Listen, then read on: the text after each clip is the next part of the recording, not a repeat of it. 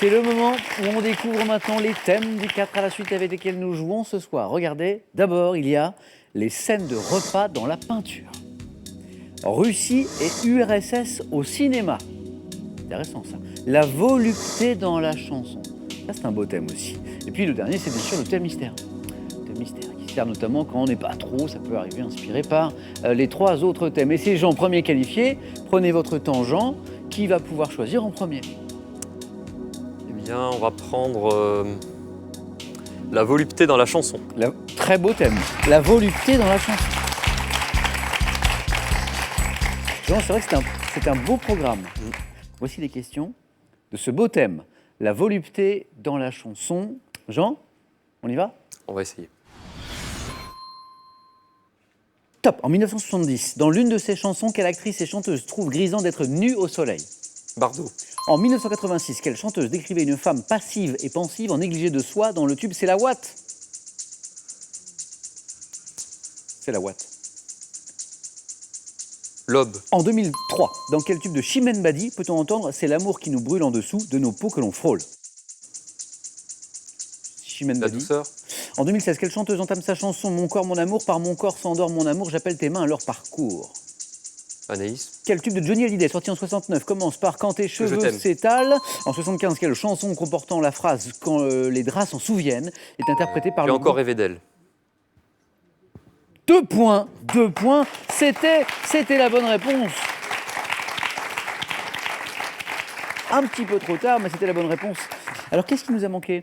Cette chanteuse qui entame sa chanson il n'y a pas très longtemps, en 2016, « Mon corps, mon amour, par mon corps s'endort, mon amour, j'appelle tes mains à leur parcours », ce qui est... Très beau. Voilà, c'est Olivia Ruiz, Ah. la femme chocolat en d'autres temps. Oui. Et dans quel tube de Chimène Badi peut-on entendre « C'est l'amour qui nous brûle en dessous de nos peaux que l'on frôle » ? Je n'ai rien entendu, Ah. mais on va écouter un petit extrait pour vérifier. Mais oui. Entre nous, c'est le temps qui s'enfuit, qui s'en fout. C'est la vie qui nous prend dans son cou. C'est le cœur qui avoue entre nous. Entre nous, c'est la vie qui nous 2 points, bravo, et tout va dépendre de Christian et Caroline On verra. maintenant.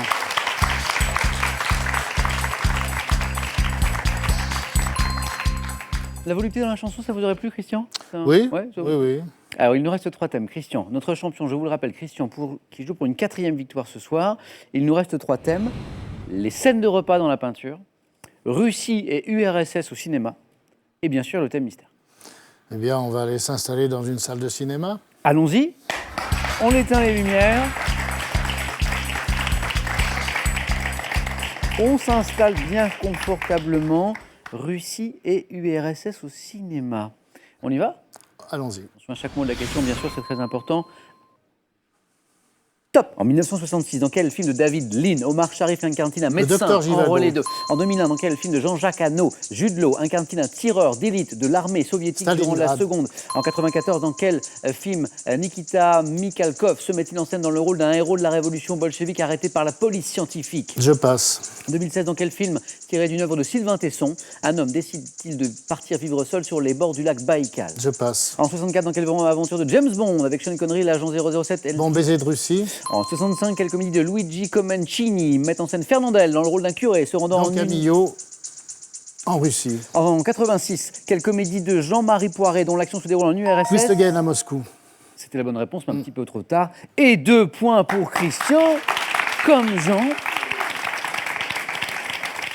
4 bonnes réponses, mais qui ne se sont pas enchaînées comme il aurait fallu. Docteur Givago, Stalingrad, Bon baiser de Russie, Don Camillo en Russie. Autant de bonnes réponses. Et en 2016, dans quel film tiré d'une œuvre de Sylvain Tesson, un homme décide-t-il de partir vivre seul sur les bords du lac Baïkal, Je ne connais pas du tout. dans les forêts de Sibérie? Ah oui, oui. Vous savez, Sylvain Tesson, Oui, c'est un oui. écrivain aventurier. Hein. 2 2 points Christian. Eh bien, on attend le score de Caroline avec impatience maintenant. Oui. Très intéressant. ce qui se passe. Si Caroline fait 2 points, c'est un triple jeu décisif. Un petit point de plus, voire un 4 à la suite, Caroline, vous allez directement au face-à-face. Et dans ce cas-là, le jeu décisif serait pour Christian et Jean. Moins de 2, Je repars. vous avez compris. Caroline, mais avec quel thème allons-nous jouer ensemble ce soir? Il y a les scènes de repas dans la peinture ou le thème mystère? Alors, n'ayant pas encore très faim, je vais rester dans le mystère. Caroline. Ah oui, c'est un petit peu tôt. Pardon? C'est encore un petit peu tôt. Un peu tôt, oui. En tout cas, moi, depuis le début de l'émission, j'ai une banane aujourd'hui. Je sais pas ce que j'ai. Deux qui ont compris. 6 mois que je la travaille, celle-là. C'est un mystère, Caroline. Oui. Vous allez me dévoiler ça? À l'ouest. À l'ouest. D'accord. C'est le- C'est très vaste. Oui, mais c'est ça qui est bien. Oui. Parce que du coup, ça peut. C'est vraiment. On n'est pas dans l'hyper-spécialisation. C'est très général. Caroline, on y va? Oui. À l'ouest. Au moins 2 bonnes réponses d'affilée. Prête? Je suis prête, allez-y. Top. Quel grand quotidien régional, fondé en 1944 à Rennes, a succédé à l'Ouest éclair? L'Ouest. L'Ouest France. Quel courant chaud du Pacifique coulant vers l'ouest est désigné par une locution espagnole signifiant l'enfant Jésus? El Niño. En 1906, quel explorateur norvégien est le premier à franchir le passage du nord-ouest? Amundsen. Par opposition au Levant, quel terme provençal désigne autrefois l'ouest? Ponant. Le Ponant. Quel nom dérivé de Chahuan a-t-on donné aux paysans royalistes de l'ouest de la France insurgés contre la Première République?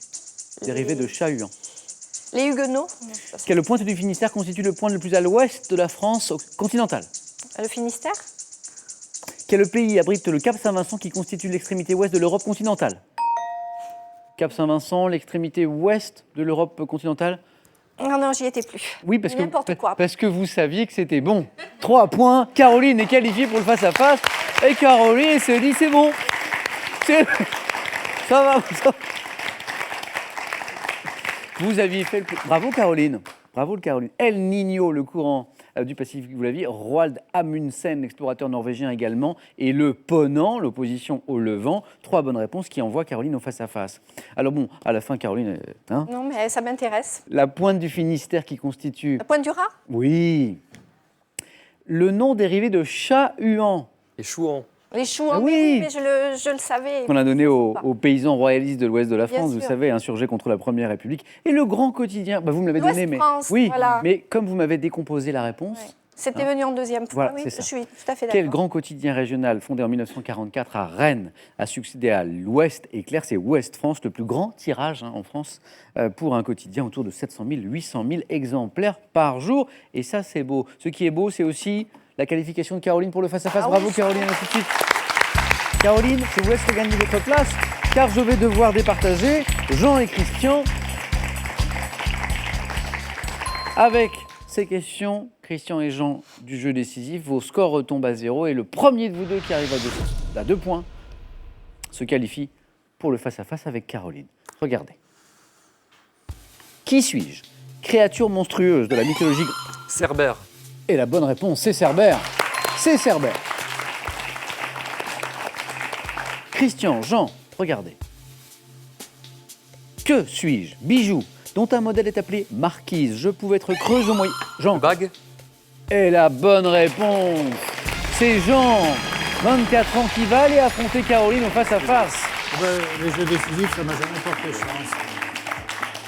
Alors, je suis très content pour Jean et Caroline, mais je suis un peu triste parce que je perds un grand champion et très sympathique, Christian. Bon, Oui, le jeu décisif, c'est la phase du jeu que je redoute le plus. Ah. Donc, Christian, je le répète, ça a été un plaisir de jouer avec vous, vraiment. merci. Alors, j'espère à bientôt. Oui, Bon retour à Lyon. merci. Et un dernier cadeau avant de se quitter. Voici le cadeau de Christian. EasyClean Ultra Slim, l'aspirateur robot idéal pour l'entretien de vos sols, effectuera le ménage à votre place. Ultra fin et performant, il vous est offert par EasyCom. En France, on compte aujourd'hui près de 13 millions de chats. Pour être un maître attentif, voici 4 livres pour voir votre boule de poil préférée sous un autre jour et le seul dictionnaire qui parle à la fois chat et maître.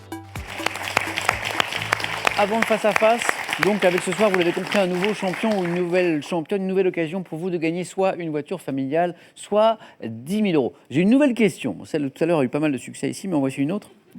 Quel insecte fabrique le miel? 1. L'abeille. 2. La guêpe. 32-43 pour le téléphone et pour la bonne réponse. Par SMS 1 ou 2 au 7 10 20, un tirage au sort parmi toutes les bonnes réponses. Donc, un nouveau champion ou une nouvelle championne ce soir. Qui va être sacré, Caroline ou Jean? Réponse dans quelques secondes, les amis, ici, chez vous, chez nous, sur France 3.